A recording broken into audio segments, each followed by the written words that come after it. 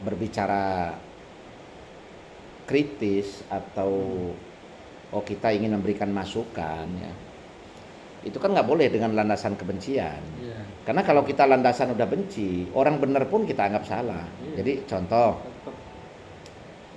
Tetap. misalnya kayak Rocky Gerung ya. Hmm. Siapa sih yang nggak ngakui dia kalau dia cerdas? Hmm. Nah, dia pinter. Orang di Fakultas Filsafat itu pasti pinter. Karena imajinasinya kan liar. Jadi filsafat itu kan induk dari segala ilmu. Dia bisa berbicara hukum, dia bisa mempelajari tentang ekonomi kan, sastra. Nah, jadi orang cerdas, orang filsafat itu. Nah, akan tetapi kan kalau tidak dikontrol pada etika dan attitude yang baik, ya lepas kontrol. Ya, orang pinter itu bukan berarti terus boleh seenaknya mengatakan orang goblok di depan publik kan. Ya sekalipun dia pinter mengemas bahasa supaya nggak kena delik hukum. Lah tetapi kan orang tetap tahu arahnya kan. Contoh kalau dia berdebat, nah lawan debatnya menyampaikan argumentasi yang dianggap dia salah dari pandangan dia kan, dianggap dia salah menginterpretasikan apa yang dia sampaikan. Kan langsung dia bilang dungu, goblok kan seperti itulah. Ini kan sebenarnya kan ya kurang pas kan kalau kita lihat untuk pendidikan politik atau pendidikan secara umum untuk generasi muda. Ya orang kan risih.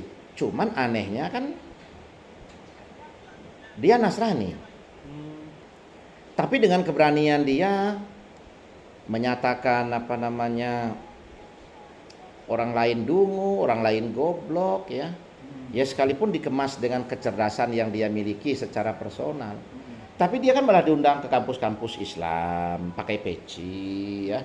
Ya oke lah, peci itu bukan simbol keislaman. Ya peci itu kan simbol budaya Nusantara yang yang memang diduplikasikan oleh Bung Karno sebagai simbol nasionalis ya. Makanya mana-mana Bung Karno kan pakai peci terus. Ya tapi sebenarnya di luar itu juga Bung Karno kan menutup botaknya kan. Beliau ini kalau nggak pakai peci kan nggak ganteng. Nah, jadi kurang ganteng karena botak kan gitu. Jadi harus pakai peci. Kalau pakai peci kan memang jadi kelihatan gagah, ganteng kan. Botaknya nggak kelihatan. Tapi kan kadang kita juga mikir, universitas Islam, kampus-kampus Islam ngundang Rocky Gerung. Lah menyampaikan materi-materi yang itu nanti masih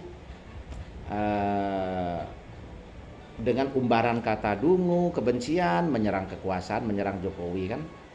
Nah ini kan lucu loh, ini apa nggak ada kiai kan gitu, apa nggak ada ustadz yang bisa diundang lah. Tapi ya jadi seolah-olah bahwa Rocky Gerung ini di atas kiai kan gitu. Jadi mbahnya kiai kan. Nah, makanya saya kan ke itu kampus-kampus itu. Ya termasuk banyak kampus-kampus Muhammadiyah waktu itu kan yang undang Rocky Gerung.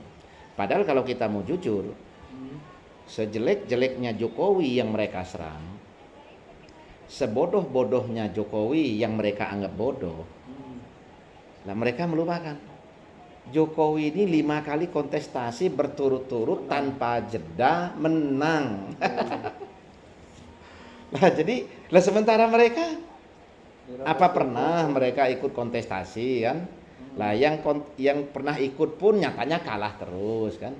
Nah, Jokowi menang lah. Berarti di luar dari pandangan sebagian orang yang mengatakan Pak Jokowi ini pelongo-pelongo, bodoh, terus nggak bisa apa-apa. Kok terpilih sampai 5 kali? Berarti kan di mata Tuhan bisa kan gitu. Loh kok bisa di mata Tuhan lah ya? Pilihan rakyat ini nggak bisa hanya sekedar dengan dikuasai oleh kemampuan finansial, dibeli suara kan gitu, terus nanti pasti menang. Nggak bisa karena di bilik suara itu rahasia. Orang ada di bilik suara dalam 1 detik bisa berubah kok kalau Tuhan mau merubah alur pikiran mereka, kun fayakun kan. Nah tapi kenapa mereka tetap ke Jokowi? Ya berarti ini kehendak Tuhan kok, nggak bisa banyak. Oh enggak, itu kan karena operasi intelijen, karena bansos, nggak bisa. Yo tetap Jokowi hebat. Ya, apakah orang hebat itu sempurna? Yo enggak, karena manusia kan nggak ada yang sempurna. Di zaman Nabi aja masih ada yang miskin. Zaman Nabi aja masih ada yang mencuri kan. Ya karena kodrat manusia ini kan ada dua. Jahat, baik. Pinter, bodoh. Berhasil, gagal kan. Kaya, miskin. Lah kalau misalnya semua pinter, kan nggak ada kalimat bodoh. Kalau semua kaya, ya nggak ada kalimat miskin. Lah kalau semua sukses, ya nggak ada kalimat gagal kan. Nah jadi kan pasangan itu ya sudah kodratullah akan ada. Nah, jadi wajar misalnya kok kalau zaman Pak Jokowi ini ada yang belum tersentuh. Ya wajar, tapi seharusnya kan bagaimana lembaga-lembaga terkait yang menjadi check and balancing kan itu mengkritik, itu memberikan masukan secara konstruktif. Ya bukan terus mengatakan dungu, mengatakan bodoh. Sementara yang dikatakan dungu, dikatakan bodoh itu ternyata menang 5 kali bertanding kan gitu. Malahnya aja kurang duit apa lagi kan Prabowo. Kan jauh lebih kaya dari Jokowi. Sandiaga Uno wakil Prabowo jauh lebih kaya dari Prabowo. Gantengnya kurang apa lagi. Sandi masih muda, ganteng kan. Ibaratnya kan sama dengan masa mudanya Prabowo. Ya dibandingkan dengan Pak Jokowi. Ya ganteng Sandi lah. Kaya Sandi lah. Nyatanya ya kalah juga kan. Nah, dikalahkan oleh orang yang mereka bilang pelongo-pelongo, yang mereka bilang bodoh, tapi mereka tidak mau jujur menilai. Lah Pak Jokowi itu kerja konstruktifnya itu jalan. Kayak rapat kabinet, dia mimpin rapat itu setiap kementerian itu dievaluasi, diberikan arahan, diberikan solusi dari setiap permasalahan di kementerian, itu taktis. Lah artinya kan memang bisa bekerja, tapi memang kurang pinter pidato, kan begitu. Lah tapi orang yang pinter pidato, pinter orasi, lah belum tentu bisa kerja. Lah Pak Jokowi kalau suruh orasi nggak pinter. Tapi kalau disuruh menjelaskan, program ini langkahnya kayak gini, nanti akan kendalanya seperti ini, solusinya seperti ini, itu nyerocos, keluar semua. Nah itu menunjukkan bahwa memang itulah kelebihan Pak Jokowi kan. Nah, dan nyatanya kan memang mau kita akui atau tidak, ya tetap di masa Pak Jokowi sebagai presiden 10 tahun ini, ya banyak keberhasilan yang dinikmati oleh rakyat, maka tingkat kepuasan publiknya kan masih di atas 80%. Nah, sementara orang yang mengatakan Pak Jokowi dungu, mengatakan Pak Jokowi bodoh kan gitu. Ya ternyata mereka ya hidup di dalam negara, dapat duitnya, nyari makannya di masa pemerintahan Jokowi. Contoh, Rocky Gerung jadi pembicara di TV One. Kan dapat amplop karena nyerang Jokowi, iya kan? Nanti siapa si A jadi pembicara di mana di podcast nyerang Jokowi, kan dapat duit, banyak subscribe ya, banyak yang nge-like ya, yang nge-like yang subscribe itu orang-orang yang tidak suka. Berarti mereka ini ya kalau mereka fair, ya mereka menjelekkan itu objektif, mengkritisi secara konstruktif, jangan terima bayaran. Puasa kan gitu. Loh mereka masih terima makan, terima hidup di zaman Jokowi kok. Nah, justru mereka menjadikan kebencian mereka ini sebagai alat produktivitas. Nah, kenapa saya katakan begitu? Loh, Pak Jokowi kan dituduh ijazah palsu. Dimas, kalau yang dituduhkan itu ijazah SMA, masuk akal. Karena memang syarat jadi calon presiden itu kan minimal SMA. Loh ini ijazah sarjana. Lah ini kan Pak Jokowi untuk apa dia malsukan ijazah sarjananya? Dia tahu ini akan menjadi sorotan publik kok. Loh dia pakai SMA aja bisa nyalon, ngapa harus berbohong pakai sarjananya kan begitu? Jadi nggak mungkin dari logika itu aja. Apalagi sudah ada bantahan dari Fakultas Kehutanan, dekan menunjukkan, badan administrasinya menunjukkan bukti-bukti bahwa itu ijazahnya asli kan. Alumni mengakui, kok masih kayak Rafli Harun, Said Didu, Rocky Gerung, Dr. Tifa, siapa, Amin Rais masih mengatakan lulus atau tidak di UGM. Nah, emangnya mereka nggak percaya dengan administrasi UGM? Nah, tetapi hati kecil mereka itu sebenarnya bisa jadi berbeda dengan apa yang mereka ucap. Tapi aura kebencian itu yang sudah menyelimuti alam pikiran mereka, ditambah kepentingan. Karena dengan mereka berkata begitu, dengan mereka bersikap seperti itu, mereka punya ruang, mereka punya tempat di publik. Nah, mungkin kalau mereka bicara positif tentang Jokowi, saingan udah banyak. Orang-orang pinter yang di belakang yang mendukung Jokowi kan gitu. Atau sekarang yang mendukung Prabowo. Nah, sehingga mereka ini nyerang aja supaya mereka menjadi bagian dari kelompok kecil itu, menjadi public figure dari kelompok kecil itu. Nah, sehingga aura kebencian yang lebih dikedepankan dibandingkan dengan kajian etik, kajian objektif, dan kajian moral untuk mengatakan yang sebenarnya yang harus mereka akui. Nah, jadi itulah repotnya kalau dasarnya sudah kebencian. Ya, jadi ya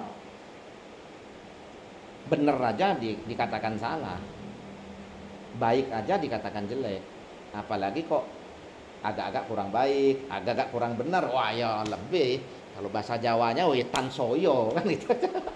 Kesempatan mereka nyerang. Jadi nggak ada bagus-bagusnya lagi lah. Cuman yang mereka lupakan adalah dalam proses demokrasi dipilih rakyat. Nah, jadi presiden itu angel. Bayangkan jumlah pemilih 190 juta ya. Ada pengondisian semua yang mungkin. Lah iya, kalau misalnya mau dibayar semua. Kayak Prabowo kemarin kan 90 juta pemilih. Lah sekarang kalau dikalikan satu suara 10.000. Itu nggak mungkin. Padahal kan nggak mungkin. 100.000 lah. 90 triliun kan? Nggak mungkin lah. Kan nggak mungkin kan? Kalau 100.000 berarti ya 900 triliun. Nah, dan ya kalau semua dibayar kayak gitu, ya kita dapat dong. Lah kita kan nggak dapat. Kan ada mungkin praktek money politik dalam kelompok tertentu, karena butuh bantuan kan, ya pilpres kan paling hanya seperti itu, nggak bisa. Jadi artinya bahwa orang terpilih menjadi presiden itu ya kekuatan alam, kekuatan Tuhan yang menentukan, bukan kekuatan duit. Nah, ini yang mereka nggak sadari karena sudah diselimuti rasa benci yang berlebihan, akhirnya menghilangkan akal sehat dan objektivitas. Tetapi kedok mereka dalam berbicara justru berbicara seolah-olah mereka ini yang mengedepankan akal sehat. Padahal sebenarnya mereka itu nggak sehat. Mereka nggak sehat. Iya, ya bayangkan Jokowi kok lima kali kontestasi menang kok dibilang goblok. Kita nggak usah berhitung anaknya ya, itu kan sudah efek aja. Dia pribadi loh 5 kontestasi turut-turut tanpa jeda, kok dibilang goblok. Atau misalnya presiden aja 2 kali turut-turut menang. Prabowo yang banyak duit, Prabowo yang lebih ganteng, Prabowo yang kelihatan lebih berapi-api dalam orasi. Nah, Prabowo yang dari kelompok bangsawan politik, logikanya kan banyak partai akan ngedukung dia kan. Dan terbukti setiap koalisi Prabowo kan banyak yang ngedukung. Kalah. Lah sekarang ini Prabowo bisa menang. Ya jujur aja kalau nggak didukung Pak Jokowi secara kalkulasi politik, ya berat. Kalau nggak 2 putaran malah bisa kalah sama Ganjar.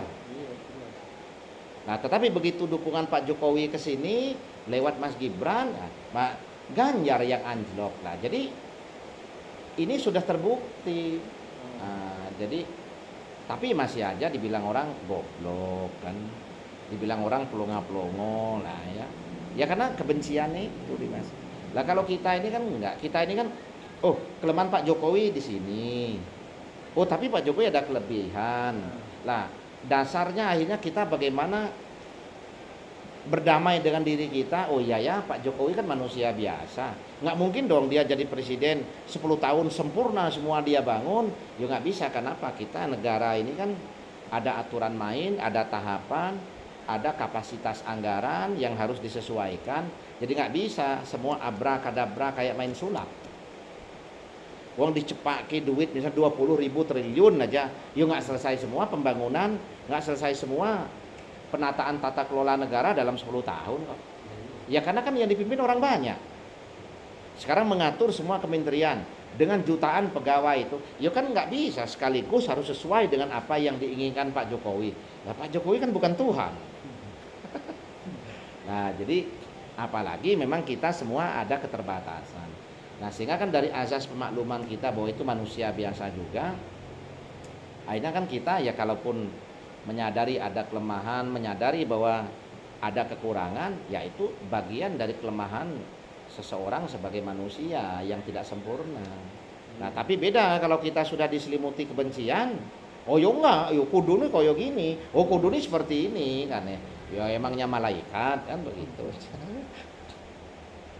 Nah, jadi ini yang kondisi sekarang di apa namanya di tataran kelompok-kelompok yang mengatakan kelompok oposisi, yang mengatakan kelompok masyarakat civil society kan. Ya, tapi sebenarnya ya mereka pengen menjadi figur sentral, pengen menjadi public figure dari komunitas itu.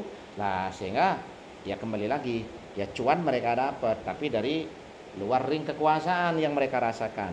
Tapi sebenarnya mereka dapat itu tetap karena menjadikan ring kekuasaan itu sebagai objek dan sebagai kanibal untuk memposisikan diri mereka mendapatkan duit kan gitu. Lah coba kalau nggak jelekkan Jokowi, nah kan mereka nggak tenar, nggak bilang Jokowi pelongo-pelongo, mereka kan nggak banyak like dari orang-orang yang memang tidak suka kan. Nah jadi mereka ini cerdas memanfaatkan situasi, memanfaatkan momentum. Nah tapi dengan kedok akal sehat, sebenarnya akal mereka yang nggak sehat.